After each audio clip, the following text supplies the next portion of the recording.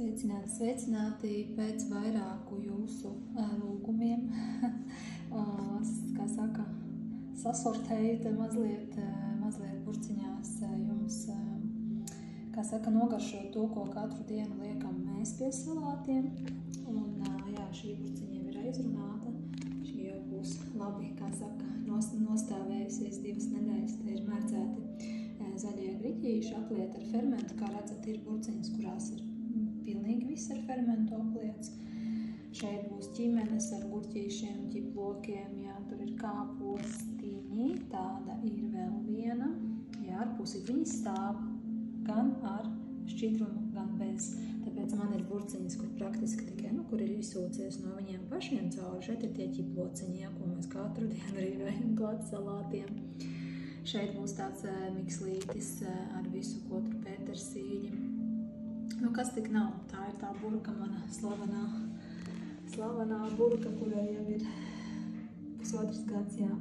Un pierādījums tam, ka fermentēta pārtika, viņa stāv gan leduskapī visu laiku, vispār nebojājās. Ja nav nekāda nepatīkama aromāta vai, ka tu jūti, ka kaut kas tur nebūtu kārtībā vai vecs palicis, tad vispār nekā tāda nav.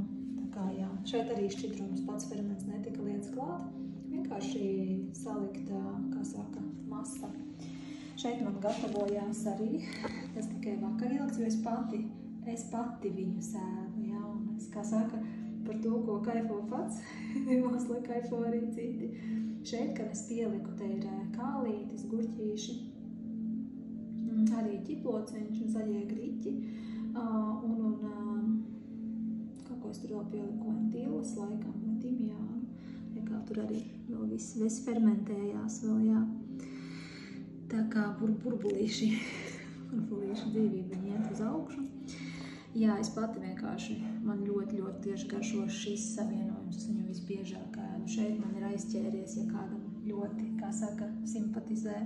Te ir gan brisels kāpostiņi, gan burkāni, gan paprika, arī bezgala gards, un šim varētu būt jau pie 2 mēneši varētu būt.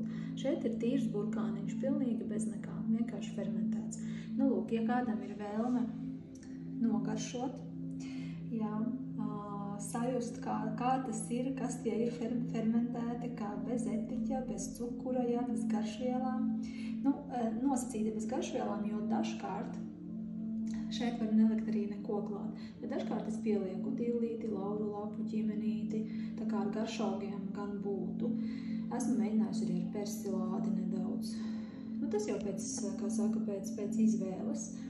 Lūk, bet praktiski viņiem nav nepieciešams nekas. Pēc tam jau, protams, pie salātiem pieliekam eļļiņu, salīti, ko no kurām, kā saka, vēlme. Šiem var pierīvēt, pieņemsim klāt to pašu ķiploceņu un sanāks burkānu ķiploku salātiņi. Tā kā tā, mīļie draugi, dodat ziņu, jā, uz pasūtījumu noteikti ir tāpat kā maizīte. Tāpat arī šis ir jātaisa, tas nav tāds vienas dienas process. Ēst var, tādi riktīgi garšīgi šie griķīši dārznišiem ir pēc 5 dienām.